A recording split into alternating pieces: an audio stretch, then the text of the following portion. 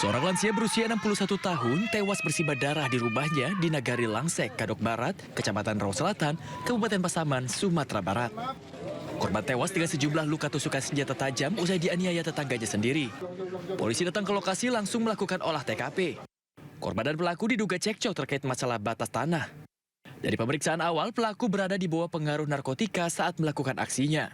Untuk dugaan sementara, informasi yang kita dapat dari masyarakat ada permasalahan tanah mengenai batas tanah. Untuk mempertanggungjawabkan perbuatannya, pelaku beserta barang bukti diamankan ke Polsek Rau. Pelaku terancam hukuman maksimal lebih dari 20 tahun penjara. Dari Pasaman, Sumatera Barat, Ari Yohanes, A-News melaporkan. Pemirsa, Polres Banjarnegara, Jawa Tengah mengungkap kasus pembuangan bayi di lingkungan sekolah. Pelaku diketahui masih di bawah umur dan merupakan siswi sekolah tersebut.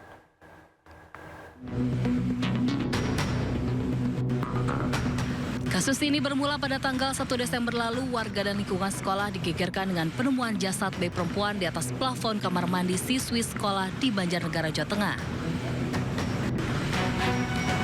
Dari hasil penyelidikan medis, terduga pelaku ini menunjukkan tanda-tanda pasca persalinan.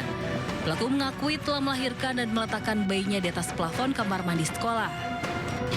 Dari hasil otopsi, bayi dilahirkan dalam keadaan hidup, namun saat ditemukan telah meninggal dunia. Bayi tersebut merupakan hasil hubungan dengan pacarnya, namun takut menceritakan ke orang tuanya. Sementara pacarnya tidak bertanggung jawab.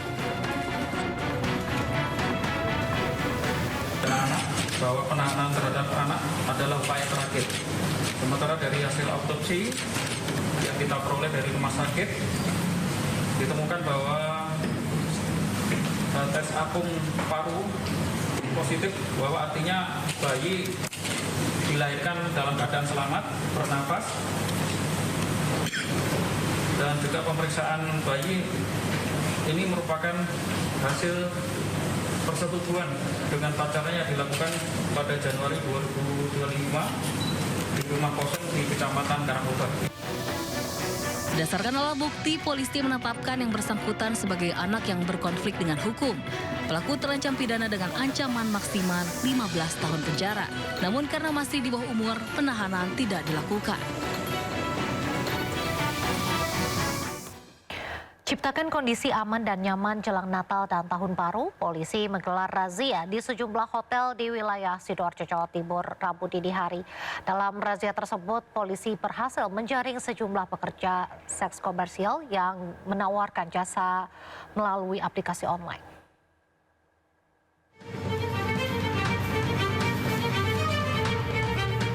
Upaya menciptakan situasi aman dan damai jelang perayaan Natal dan Tahun Baru, pihak kepolisian Polresta Sidoarjo agresif melakukan razia prostitusi secara online dan praktik asusila di hotel dan penginapan di kota Sidoarjo. Sejumlah hotel yang ditengarai sebagai tempat praktek prostitusi menjadi sasaran utama dalam razia yang digelar Unit Perlindungan Perempuan dan Anak bersama Unit Resmob dan Pidana Umum Satreskrim Polresta Sidoarjo. Bekerja sama dengan pihak pengelola hotel, dalam razia yang berlangsung Rabu dini hari itu, polisi berhasil menangkap sejumlah pekerja seks komersial yang menawarkan jasa seks di sejumlah kamar hotel. Tidak sedikit di antara PSK online tampak bingung saat polisi menggeledah isi kamar hotel yang mereka huni. Sejumlah alat kontrasepsi dan alat seks lainnya ditemukan petugas di dalam kamar hotel. Untuk ingin menciptakan wilayah Sidoarjo aman dan nyaman menjelang Natal dan Tahun Baru, maka kita melakukan razia-razia ke hotel-hotel yang ada di wilayah Sidoarjo. Itu prostitusi online di hotel-hotel yang ada di wilayah Sidoarjo. Ya, kemudian tindak lanjutnya ini dibawa ke Polres, dibina atau bagaimana, Bu? Untuk tindak lanjutnya kita lakukan untuk wawancara, memastikan apakah benar dia prostitusinya lewat online. Dalam razia, polisi telah menangkap lebih dari 5 PSK dan sejumlah pria hidung belang yang ditemukan petugas berada di dalam kamar hotel bersama PSK. Semuanya langsung didata dan diberi pembinaan di Mapolresta Sidoarjo. Dari Sidoarjo, Jawa Timur, Pramono Putra, A-News melaporkan. Informasi selanjutnya pemirsa, setelah menanti sebulan, jenazah Yasmiati, salah satu pekerja migran Indonesia korban kebakaran apartemen di Hong Kong, dipulangkan ke kampung halamannya di Grobogan, Jawa Tengah. Lamanya pemulangan jenazah ini disebabkan menunggu proses administrasi dan identifikasi jenazah dari kepolisian Hong Kong.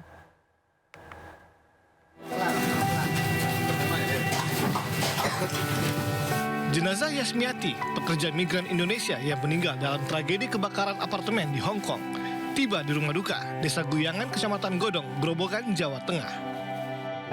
Peti jenazah Yasmiati sempat dibuka dan satu persatu keluarga mendekat untuk melihat wajah tulang punggung keluarga ini untuk yang terakhir kalinya.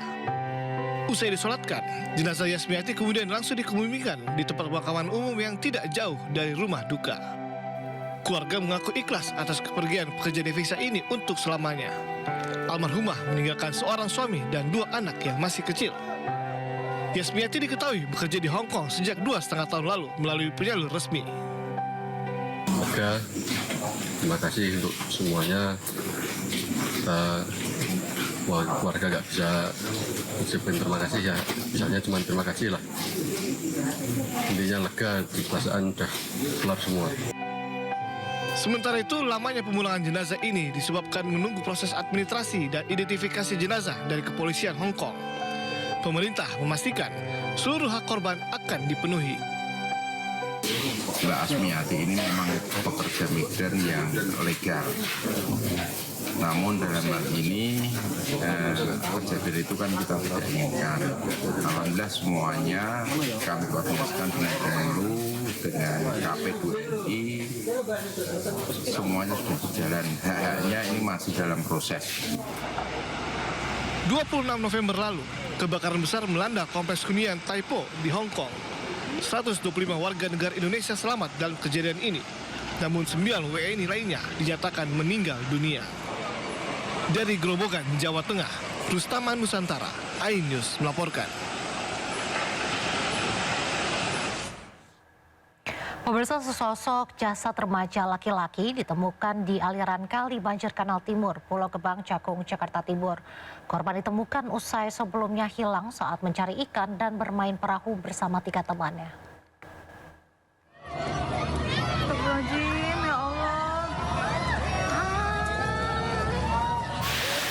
Petugas Badan Air Wilayah Cakung mengevakuasi seorang remaja yang tewas tenggelam di aliran kali banjir Kanal Timur, Pulau Gebang, Cakung, Jakarta Timur. 4 orang yang turun ke kali langsung mengevakuasi korban ke atas perahu karet sambil menunggu petugas lain tiba. Selanjutnya korban dibawa ke mobil ambulans untuk dibawa ke rumahnya di wilayah Pulau Gebang. Orang tua korban pun tak kuasa menahan sedih ketika melihat anaknya ditemukan tak bernyawa. Menurut keterangan petugas, korban usia 12 tahun ini ditemukan dengan radius 300 meter dari lokasi awal korban tenggelam. Kebetulan kita tadi lagi duduk di sini mau apel, kita ke pinggir kali. Nah, setelah dipanggil-panggil itu kepalanya mutar, ya kita lihat kepalanya muter-muter di dalam air. Akhirnya kita turun berempat apa berlima tadi. Nah, pas waktu turun udah kesentuh kaki. Sebelumnya korban dikabarkan hilang tenggelam pada Senin sore saat mencari ikan dan bermain perahu dari styrofoam bersama 3 temannya. Dari Jakarta, Rizky Falupi, iNews melaporkan.